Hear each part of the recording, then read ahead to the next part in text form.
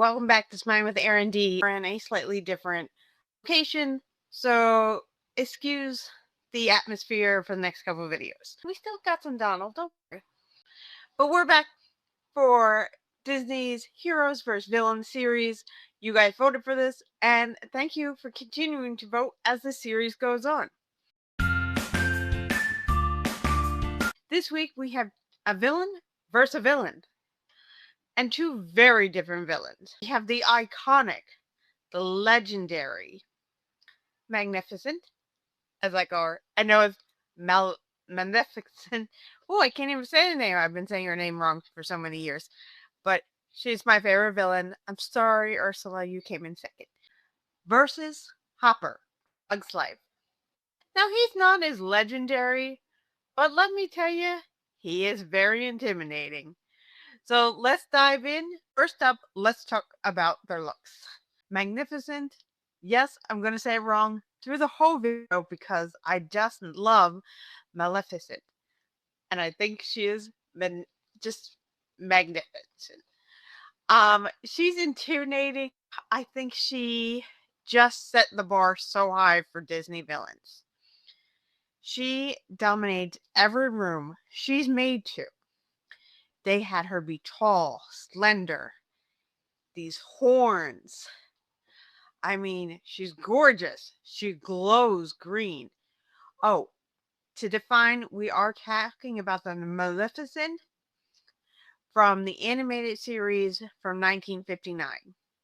I know she comes out with movies later on, but we're going to focus on this one so that I can make it a little easier for the vote pages. Though, I do got to tell you, I love her movies. But from Sleeping Beauty's version, we're going to talk about her and compare her. Because I think two animated versus each other may be a little easier, but let me tell you, she's great in all of it. Getting back to my point, she's tall, slender, has these horns. I mean, the purple and the green, can it get any better? She glows green. Her black dress. She's intimidating, she's scary, and she's gorgeous. I know that maybe green for a face isn't everybody's favorite, but she pulls it off. When we switch over to Hopper, now, he doesn't demand the room when he comes in, but he certainly towers over the ant. He is a grasshopper, and he steals the ant's food. So when he comes into a room, it's more to creep you out and intimidate you, and he does a really good job. I have to say, they brilliantly did it, because, I wouldn't want him around, just creepy looking. But I like his color palette, the gray, the browns, they really fit. Dull green. He's got green too, though. So my sister loves green. It's her favorite color. So I'm glad that both villains have green in them. Plus, I just think green is gorgeous. Now, he doesn't dazzle like Maleficent. He's not the star of the room when he enters, but he demands the attention be on him. He's going to get in their faces. That's what kind of villain he is. The room just turns to Maleficent, where he demands the room turn towards him. So definitely two different styles. So moving on to their powers and the abilities. I want to start off with Hopper's this time because no, he doesn't have any magical abilities, but I think his weapon and his power is the way he psychoanalyzes things. He intimidates, he scares. He understands his role. When he talks to the ants about the way things are, that one gathers the food, one eats the food. I did like the part where he says the ants gather the food, the grasshoppers eat the food, and then the guy goes, yeah, and the birds eat the grasshoppers. Funniest part of the movie, or in my case, thought it was the funniest part of Hopper's part of the movie. I think one of the scarier parts that he did was actually just telling the truth. Is the first rule of leadership is everything is your fault. When he says that to the new Ant Queen, I thought, ooh, true. When you're a leader, everything does lie on you. Turning gears over to Maleficent, her power is literally power. Um, she controls the sky, she can make it storm, she conquers the wall, she makes things green.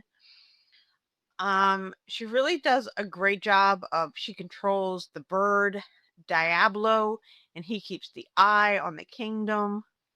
But of course her most strongest ability is to turn into a dragon. She literally doesn't turn into some small dragon. She's huge. And well, I do like dragons. So I thought that was just, even as a kid, I know that she was the villain and the evil one, but I was like, whoa, that's so cool.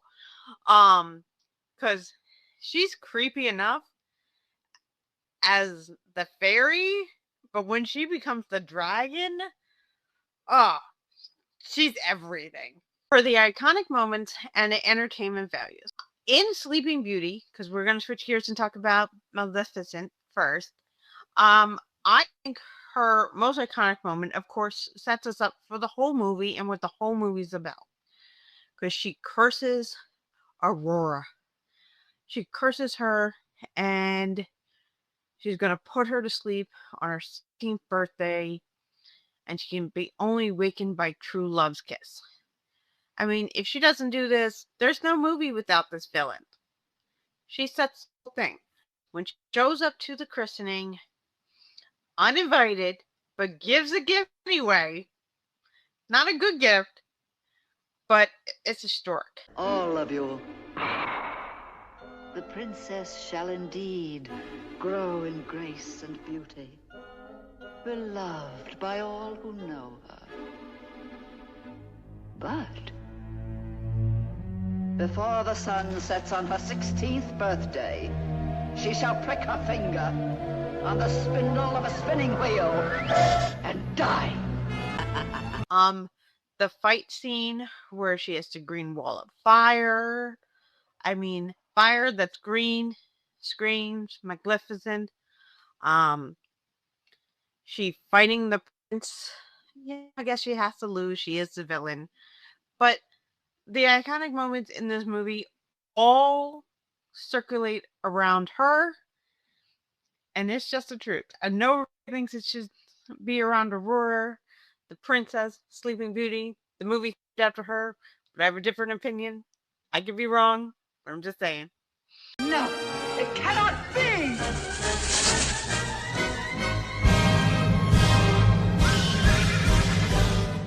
Now shall you deal with me, O prince, and all the powers of hell! Okay, for Hopper, most iconic moment, I believe, are, of course, when he goes in, he's intimidating the ants after he doesn't get his food and to go down to their underground place, and he tells a lot of truths, which villains really do. They tell a lot of truths while they're intimidating.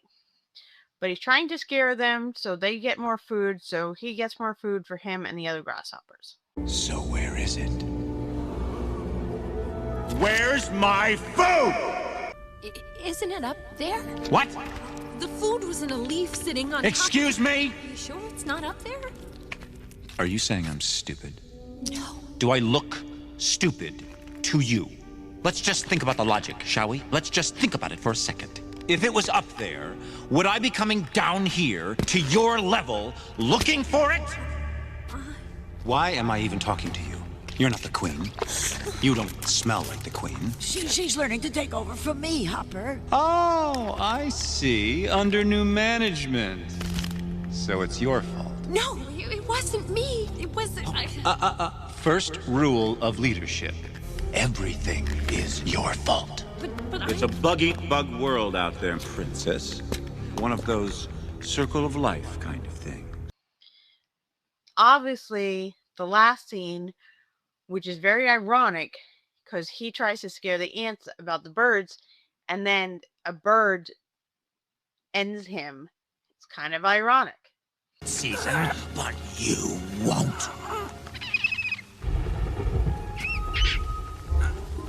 Well, what's this? Another one of your little bird tricks? Yep. Are there a bunch of little girls in this one too? Hello, girls! But those are his iconic moments in the movie. Of course, again, you wouldn't have the end of the movie, the battle, that's what it was all leading up to. So our villain really is intertwined with our hero so much throughout both of our movies. I mean, are there movies without these villains? Just saying.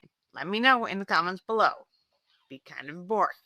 Alright, we're going to break this down with a little pros and cons list for each character. Starting with Maleficent from Sleeping Beauty. Her pros: timeless design.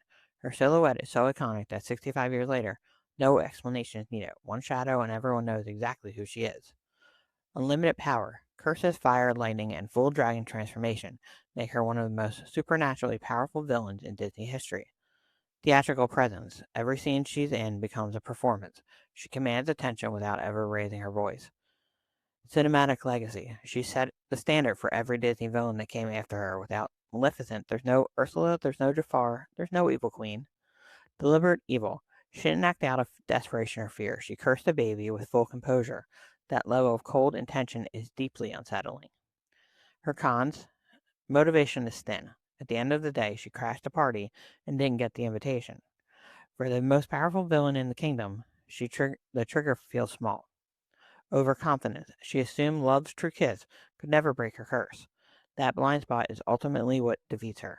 And limited screen time. Despite being the most memorable character in Sleeping Beauty, she spends surprisingly little actual time on screen. And now, for Hopper from A Bug's Life.